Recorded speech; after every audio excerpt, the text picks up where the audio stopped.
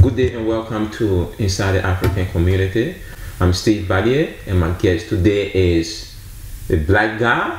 I think you have heard about him, Mr. Nkweto, Nkamba, commonly known as NK. It is good to have NK on today. Thank you, Steve. Yes, it's good to be on your program, and thank you for having me. Appreciate that. And welcome. You know, I first saw you on YouTube or Facebook, on a Facebook share. Okay. With your interview from Channel 9. Channel 7. Channel 7. Yeah. And thank you for that, representing Africans, you know, in the larger Australian context. Oh, thank you. Can you tell us a bit about NK? Okay. I'm originally from Zambia. So okay. I was born and raised in Zambia for the early part of my life. I did my primary school, secondary school in Zambia, and I moved to Australia probably about a decade ago. Okay. And did my university here. So I studied at Flinders University. I did a commerce degree there, majoring in accounting, and yeah. So my family still live in Zambia. I came as an overseas student here, and everyone is still there. I mean, sometimes I visit as much as I can, but I just fell in love with Adelaide, Australia. And I've settled here, and so I work in the private sector. So I work as an accountant. And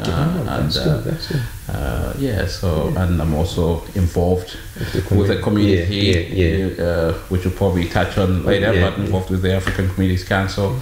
I'm a White Ribbon ambassador as well. So that's White Ribbon is more advocates for violence against women, and we've seen some sad developments in our community in recent times around that area, and that's why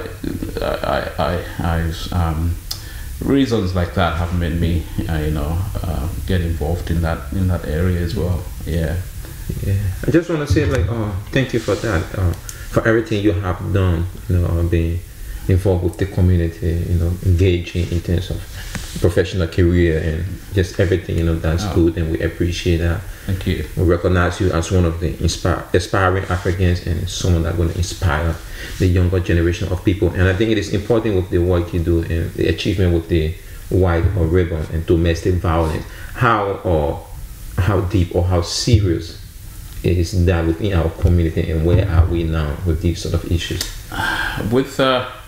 I became a White Ribbon ambassador as of last year, and that's through my work with the African Communities Council. As obviously I've started seeing a bit more of what's happening and the need for men to actually step up and do something about it. I think all along I thought, look, if I'm not the one perpetrating the violence, if I'm not the one being the bad guy, then it's okay. But I think it is a process becoming an ambassador. So even though I became an ambassador last year, I started the process the year before. But I think in 2013, it sort of dawned on me that you have to do something about it. Keeping silent about it is also, I guess, to some extent, you are saying yes to what's happening. Almost like a promotion. You're in agreement of what's happening. So I have I think I don't have the statistical data in detail per se, but there is a lot of work that needs to be done from just I guess a little bit of what I've been exposed to. I mean, there's a lot we don't know, but even from the little you know that this runs deep, and there's a lot of, especially with the cultural shifts and the shifts in the roles in the men and women, when we come from Africa to here, Western culture. So there's a shift in the roles. There's a lot of friction in families in our communities at the moment, and men sometimes feel or women feel this or men feel that, and that creates conflict. So there is that real issue, and I guess the question is, what do we as men do about that? And I think we should be the ones leading the way in that area. I understand, and I think most of issues about African community or Africans in general, we just don't have that statistics. Yes. That data that tell us this is the magnitude, this is the actual story. So most of our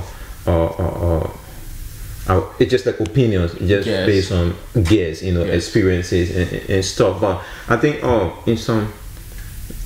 do you think with the issue of domestic violence, irrespective of how serious or less serious it is, do you think it is important for men to come together and sort of discuss these things and propose sort of solution? Because when this discussion starts with men, exactly, what can we do about it? Absolutely. I think it's men are the perpetrators.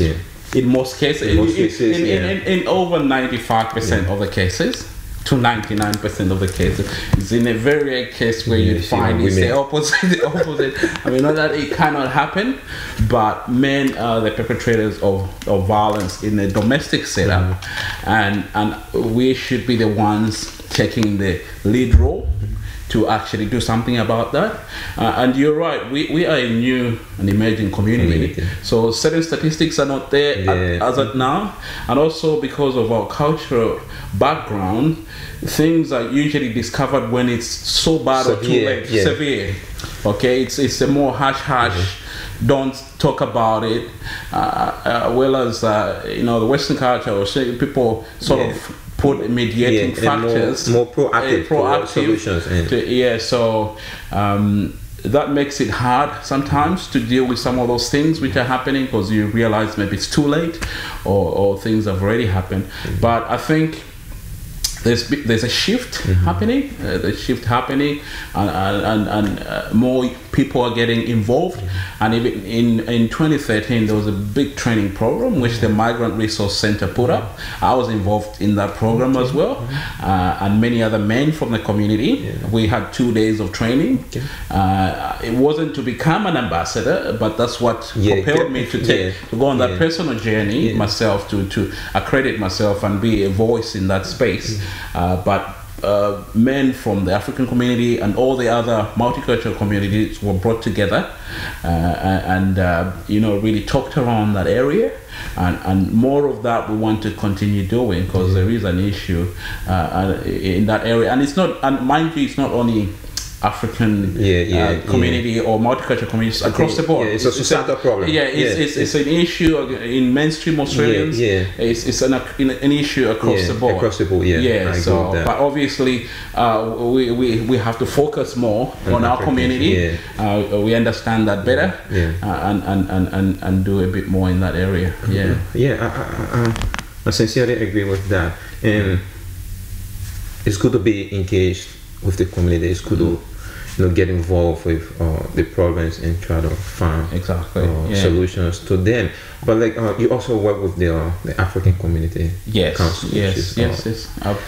So with your own experience, with AXA. Yes. As Africans in Australia, what are some of our strengths that we could draw on to say, okay, we have these challenges, but these are some of our strengths that we build on to solve some of our problems? I think some of our strengths as a people. The African community in South Australia, even in Adelaide, is very diverse. That's one. So we have a collective people coming from different countries, and even though we are Africans, we've got slightly different values, different views on life. There are a lot of commonalities, and one of those commonalities is that we have had the opportunity to experience life differently, and have a bit. In some sense, it's not everybody would have a worldview, but would have a view of life differently, and it helps. And that would be a strength. That's a strength when you've had the opportunity to actually either travel. It becomes a strength because you're exposed to. But even when you've lived in a different environment, you see, okay, what can I pick from my past or my background? What is good here where I've moved now? What can I pick to? What are the things I can learn? And I think across the board, even though we may have different areas where we're a little bit different, I think that's one of them. We've got and also there's that hardworking ethos. Most Africans I know, they wanna work, they wanna better their lives. I think that's a strength.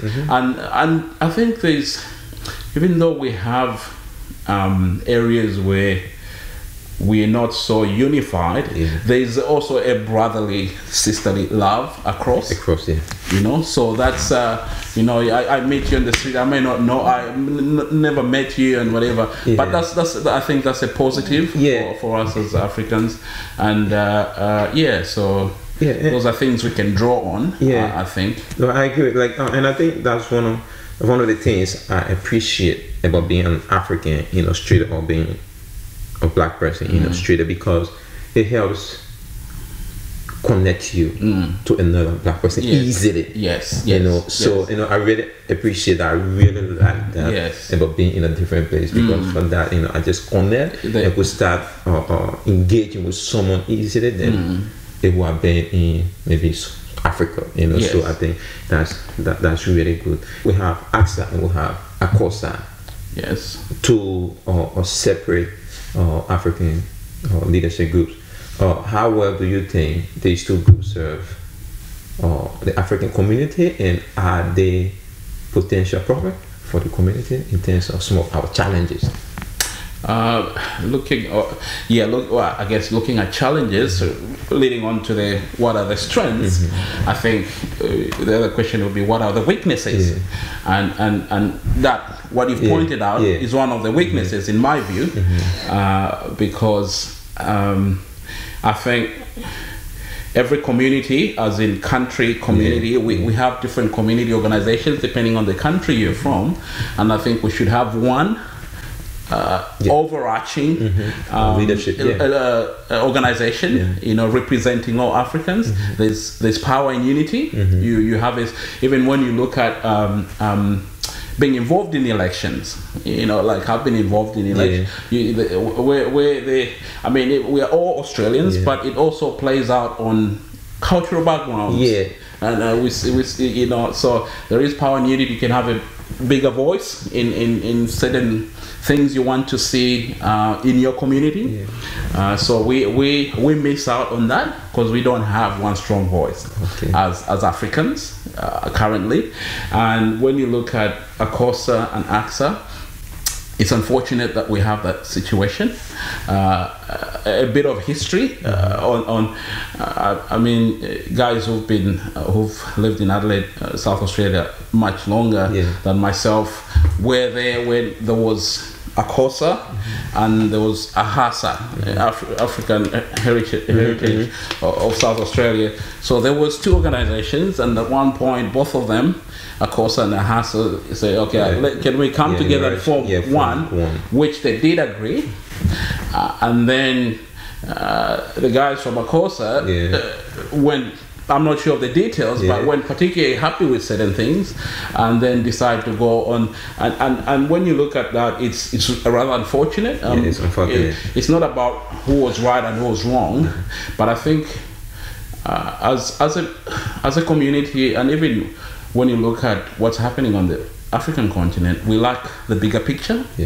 We lack the bigger picture of, if this decision I make, what are the consequences on a bigger level? Okay, what are we foregoing? Okay, if someone in Africa loses an election and they don't want to concede, what are the effects if they don't do that? Or in case of bringing it back home to ACOSA and AXA, whatever the differences were, I wasn't there then. Okay, but we are foregoing more benefit by individuals wanting to hang on and say I'm this and I'm that. No. ACSA was created to be the overarching organization. Leadership, okay, and all those parties were there. So I think that's a weakness. Unity is a weakness on our part, and I hope going forward we can work on that. I think and it's okay. I think the day we will learn that it's okay to have a difference in opinion, but still work together. I think you know, you can have a difference in opinion, doesn't mean that the person is bad or what, but it creates robust conversations, brings out the best in everybody, and when people rather than if we have a difference in opinion, I go form my own organization, I go form, that's a very retrogressive way of doing things, and doesn't help either parties. You all lose out in the end. People perceive you as a potential leader for the African community. Do you see these things as a problem that you wish to resolve or find a resolution to? Yes, definitely. How much can be resolved in that area really is not, I think, dependent on one man. Okay. I'm of that view, and working hard, tirelessly towards that, and even under my boss leadership, he's been very proactive in trying to bring everybody together. We actually have started bi-monthly meetings, leadership meetings, where we're calling all the leaders together every other month, and so that's something we want to see happen. Myself and Nkamba Chairperson, but it cannot be achieved by us and our sheer will. It has to be, I think, a desire across the community, and I think what you guys are doing, getting that message out, and many other platforms will help. I hope will help get us there. But in that sense as well, talking about leadership in whatever, whether it's in the African community or in the wider Australian community, I think for I see myself, I think, as a my desire is to be of service to humanity. As much as I love my African community, and I am African, very proud one for that matter, I think I see myself as embracing in terms of whether it's leadership, and not only, I don't really see it in terms of leadership, it's more of service and contributing to community. If you talk of my community is where we are now, across the road as well. That's my community. It's not only the African community, you know, so it's but like a wise man once said, leaders are servants, you know. So I think someone who serves people is a leader. So I'm just trying to put you back into the leadership maze, so you are a leader. But like before we go to the top of the night, which is the election, council election and everything, let me just drag you back into African leadership issues. And like sometimes just we don't have data on Africans or issues relative to Africans in Australia, so these things are just from experiences. But when I talk to young Africans, there seems to be, and I think sometimes it has been written or discussed, the issue of lack of identity and sort of disconnect between the younger generation of Africans and the older generation of Africans. Do you think African leadership, things that are happening, do you think there's a need to have a discussion? Do you think we need to do something about this, and what can we do? Not really going into the elections, but if you look at one of the things I campaigned for in my council elections are very local, and even in the ward I was running in, Parks Ward, there's a lot of multicultural kids, Africans included. One of the things I campaigned on was doing something for the young people, and that draws on that point of yours, which I've recognized living in that area. There's even when I spoke to people, there's a lot of identity crisis.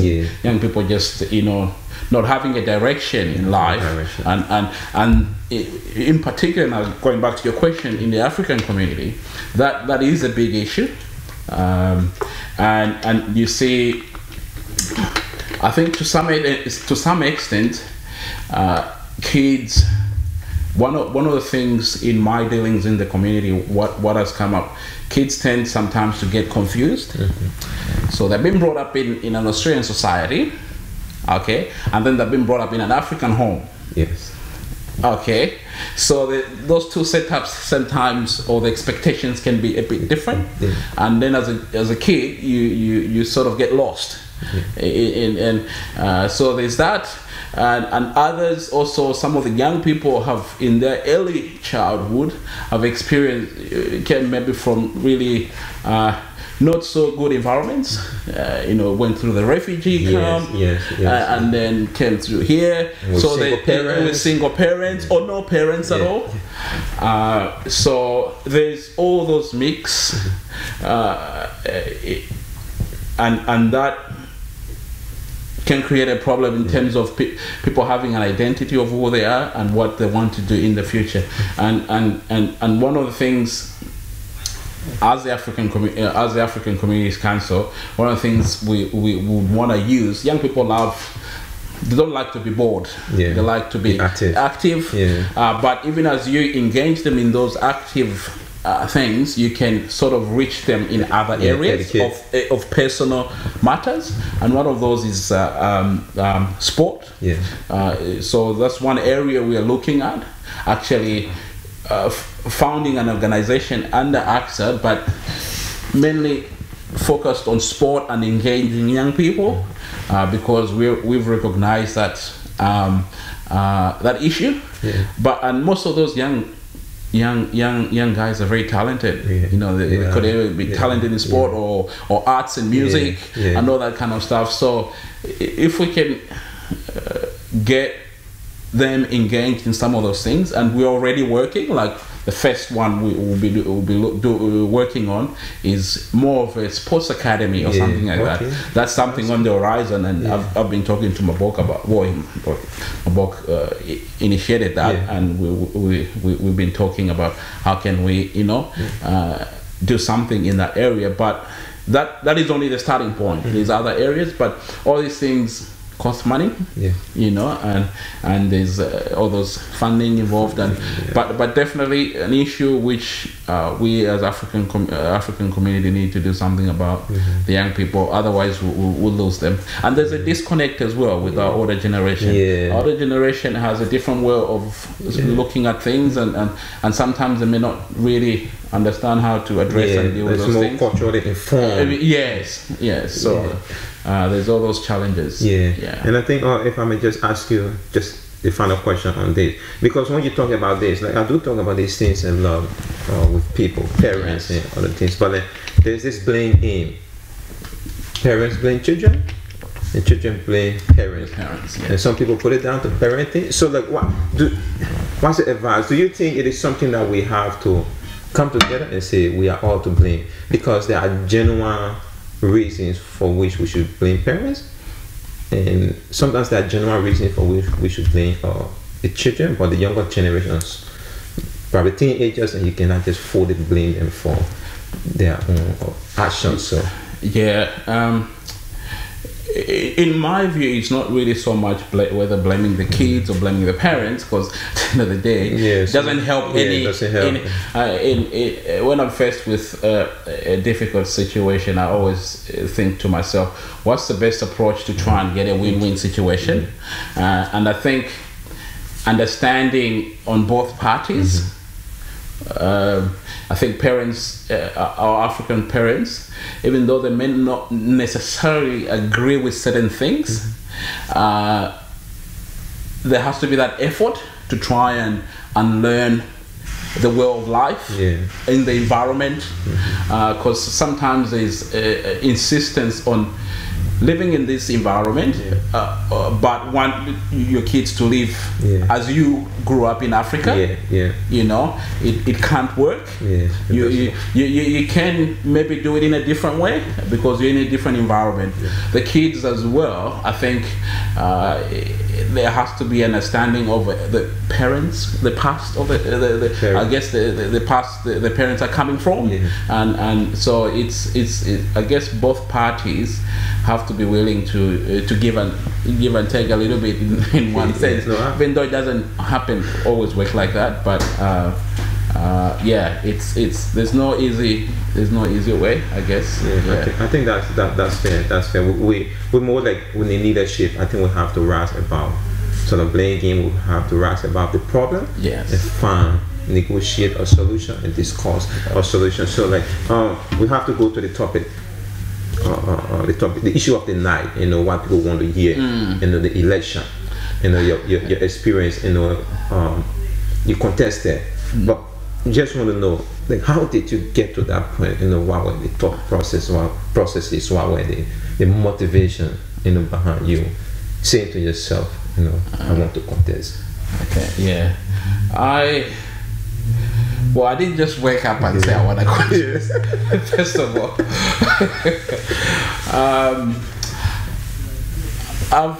I think from a very young age,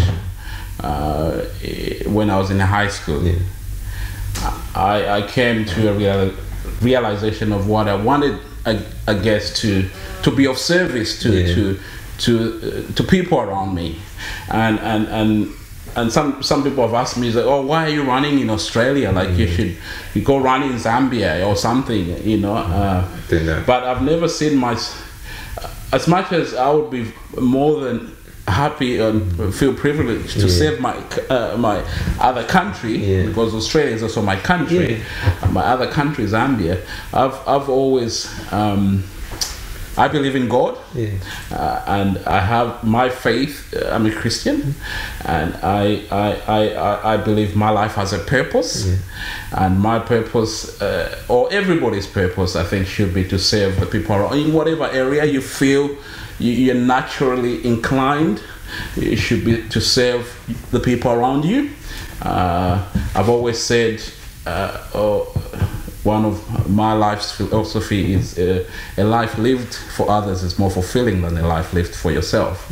And I think for me, I get that sense of purpose and fulfillment when it's not about a position. And I mean, I do a lot of things in the African community, in the wider mainstream Australian community.